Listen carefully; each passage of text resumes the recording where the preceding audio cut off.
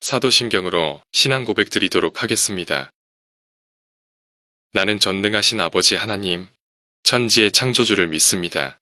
나는 그의 유일하신 아들, 우리 주 예수 그리스도를 믿습니다.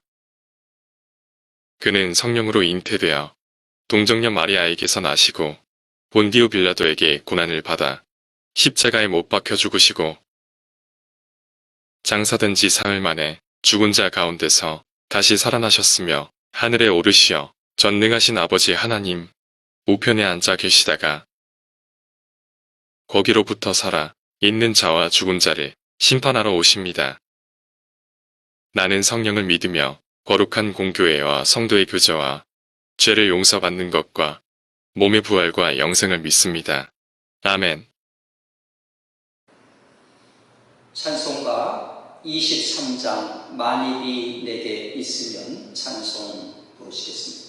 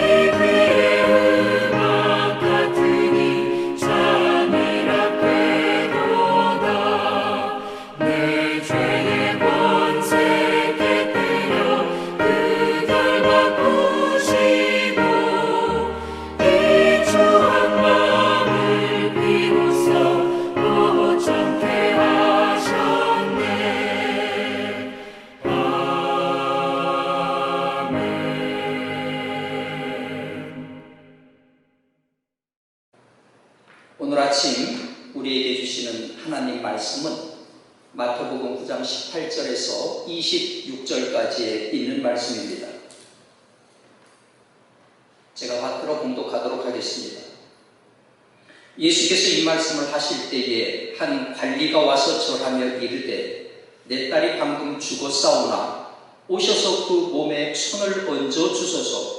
그러면 살아나겠나이다 하니 예수께서 일어나 따라가시매 제자들도 가더니 12해 동안이나 혈루증으로 앓는 여자가 예수의 뒤로 와서 그 겉옷가를 만지니 이는 제 마음에 그 겉옷만 만져도 구원을 받겠다 함이라. 예수께서 돌이켜 그를 보시며 이르시되 딸아 안심하라. 네 믿음이 너를 구원하였다 하시니 여자가 그 즉시 구원을 받으니라. 예수께서 그 관리의 집에 가사 피 부는 자들과 떠드는 무리를 보시고 이르시되 물러가라. 이 소녀가 죽은 것이 아니라 잔다 하시니 그들이 비웃더라. 무리를 내보낸 후에 예수께서 들어가사 소녀의 손을 잡으심에 일어나는지라. 그 소문이 그 온 땅에 퍼지더라. 아멘. 이는 주님의 말씀입니다. 오늘 아침 본문의 말씀을 가지고 믿음의 패러다임이라고 하는 제목으로 말씀을 드리려고 합니다. 오늘 본문에는 병고침에 관한 두 가지 사례가 나옵니다. 하나는 한 관리의 죽은 딸을 살리는 사건이고 다른 하나는 혈루증 앓는 여인을 살리는 사건입니다. 동일한 사건을 기록하고 있는 누가복음에는 이 단원의 이름을 회당장 야이로라고 소개하고 있고 죽을 병에 걸린 12살 먹은 딸 아이를 살려달라는 요청을 받고 가는 도중에 혈루증 앓는 여인과 만나는 장면으로 기록이 되어 있습니다. 오늘 성경 말씀을 보면은 한 관리가 예수께 왔다고 전합니다. 관리라고 번역된 헬라어가 아르곤인데요, 통치자 또는 지배자라는 뜻으로 어떤 관직이나 종교기관의 장관 인사를 일컫습니다.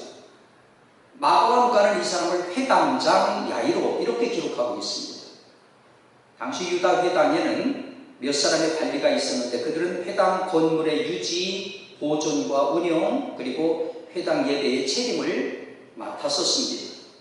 본문의 이 직원은 아마도 가버나움에 있던 한 회당의 회당 감독이거나 회당장이었던 것 같습니다.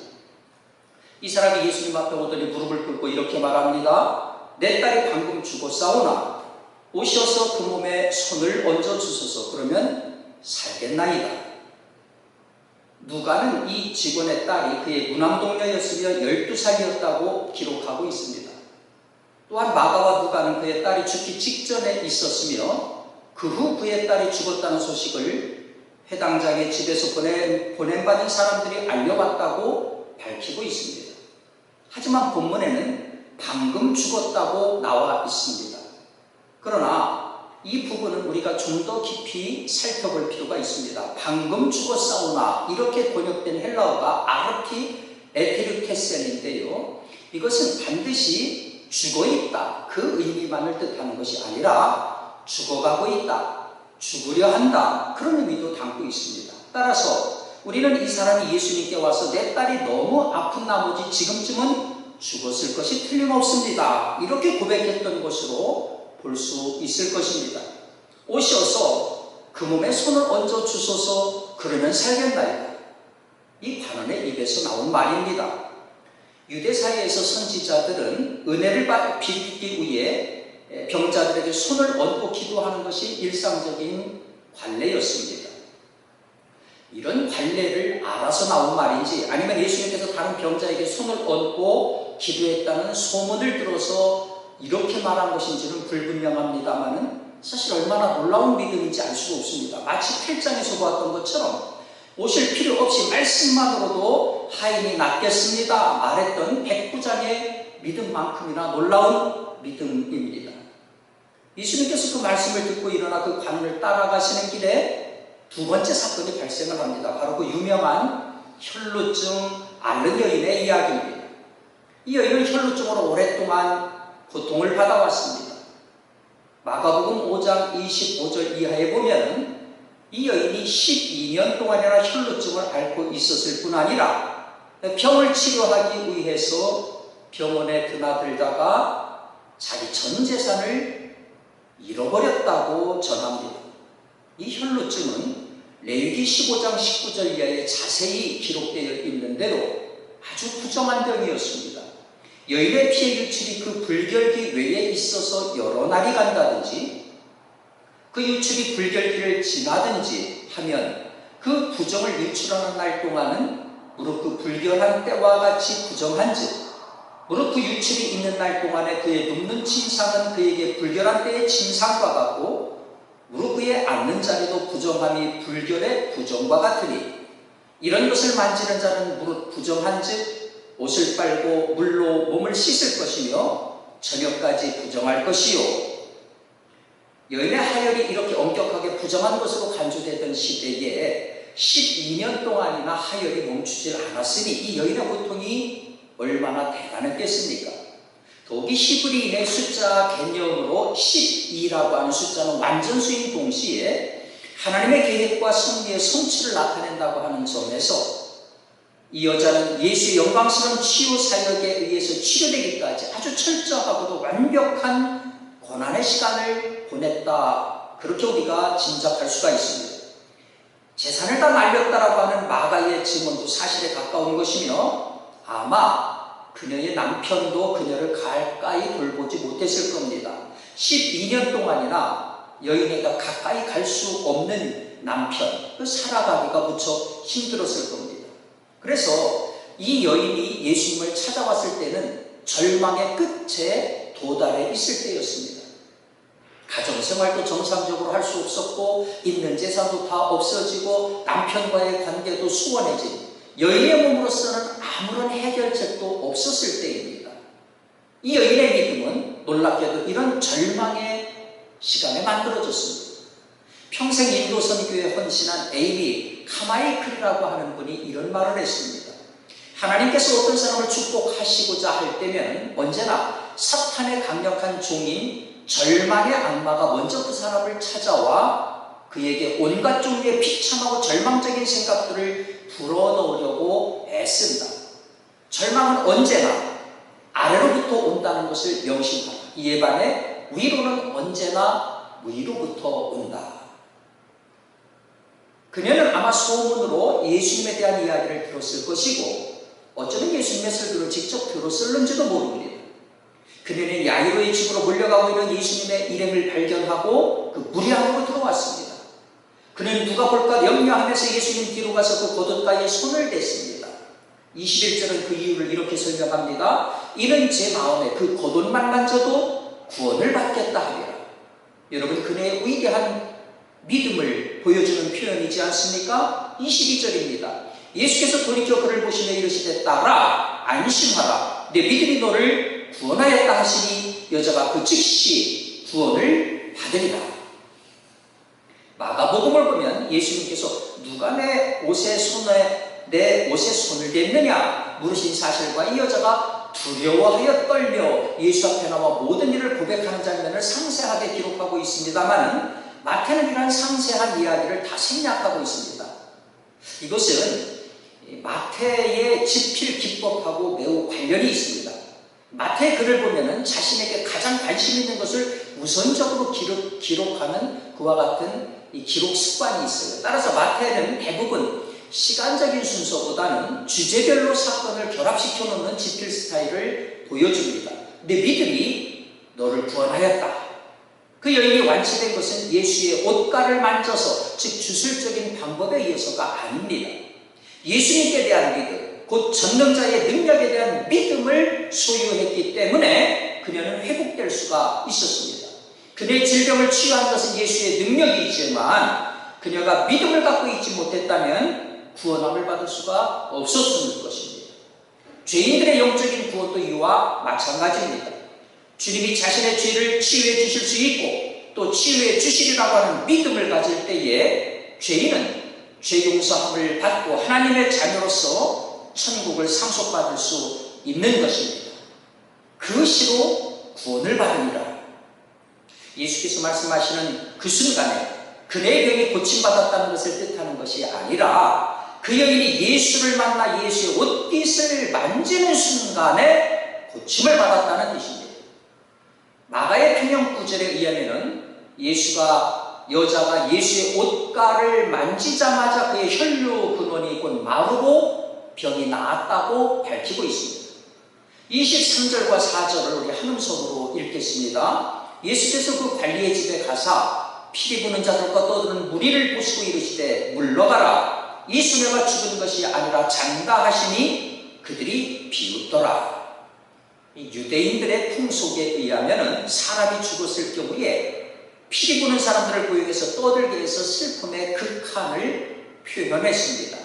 이것은 빈부와 귀천을 가리지 않고 당연히 베풀어야 되는 관습으로서 유대인들의 생활 전반의 규범서라고 할 수 있는 미시나에는 아무리 미천한 자라 하더라도 죽은 자를 위해서 2명의 피리 부는 사람하고 1명의 애곡하는 사람이 반드시 준비되어야 한다고 규정하고 있습니다. 이러한 습관은 유대인뿐만 아니라 그리스인들과 로마인들에게서도 사람이 죽었을 경우 슬피 우는 사람을 고용하는 풍속이 있었습니다. 이러한 고용 인원에 의해 슬픔 당한 집을 위로하기 위해서 모여든 사람들, 또 술과 고기를 얻어먹기 위해서 모여든 사람들, 여러 부류의 사람들이 혼재해서 더욱 혼란스러웠을 것입니다. 예수님은 이들을 물리치시면서 이렇게 말씀하십니다. 이 소녀가 죽은 것이 아니라 잔다. 어떤 사람들은 이 말을 추가적으로 해석해서 회당장의 딸이 실제적으로는 죽은 것이 아니라 가사 상태에 있었다라고 제 이야기를 합니다. 그러나 이것은 적절한 설명이 되지 못합니다. 왜냐하면 예수님께서 회당장의 집에 도착하시기 전에 회당장과 대화를 나누고 있을 때에 회당장의 집에서 사람들이 와서 그의 딸이 죽었다고 통보한 바가 있기 때문입니다. 뿐만 아니라 예수님께서는 죽은 지 나흘이 나지 않아서 시체 썩는 냄새가 나는 나사로를 두고 말씀하실 때에도 그가 잠들었다고 하셨던 것을 볼 수가 있습니다. 따라서 죽은 자를 가리켜 잔다라고 하는 예수님의 말씀은 두 가지로 해석이 가능하죠. 첫째는 예수님에게 있어서 죽은 자를 살리는 문제는 마치 자는 자가 깨어나는 것처럼 아주 자연스럽고 특별한 일이 아니라는 뜻입니다. 둘째로 죽은 자를 향해서 잔다라고 표현하신 것은 죽음이 모든 것의 끝이 아니라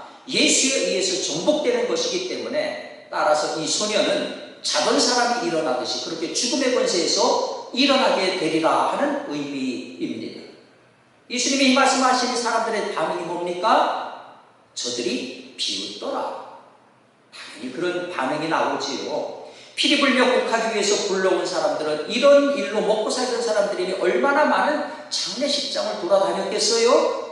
그들의 경험에 의해서 당연히 비웃지요. 비웃더라 번역된 카테겔론이라고 하는 헬라어를 보니까 이게 문법이 미완료 시제로 되어 있어요. 무슨 말이냐면은 이들이 그냥 한번 피식 비웃고 만 것이 아니라 계속 반복해서 수군거리고 격렬하고 비웃었다라는 뜻입니다.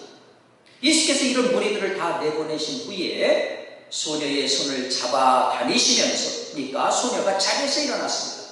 마가는 이때 예수께서 달리다금 아이야 일어나라 이렇게 말씀하셨다고 기록하고 있습니다.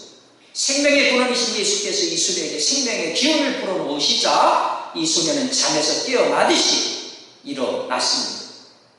사랑하는 여러분, 우리는 오늘 본문의 이 두 사건을 통해서 믿음이 어떤 결과를 맺는가를 보았습니다. 혈루증 앓는 여인처럼 본인의 믿음이 직접적인 치유의 결과로 이어집니다. 관원의 경우처럼 부모의 믿음이 예수의 신의 기적을 바라게 합니다. 오늘로 보면은 중보의 기도가 역사를 불러오는 그런 경우입니다. 직접적인 믿음이든 간접적인 믿음이든 여러분 믿음은 죽음을 이기고 정복할 수 있는 생명을 불러오는 힘이요 통로입니다. 우리의 믿음이 나 개인을 살릴 뿐만 아니라 우리 가족과 교회 그리고 우리 사회와 국가를 살릴 수 있습니다. 우리 모두 이 믿음의 용사들이 되시기를 주님의 이름으로 축원합니다. 기도하겠습니다. 고맙고 감사하신 주님, 이른 아침 말씀과 기도로 하루를 시작하게 하심을 감사드립니다. 오늘 우리에게 주신 말씀처럼 우리가 믿음의 사람이 되게 하여 주시옵소서.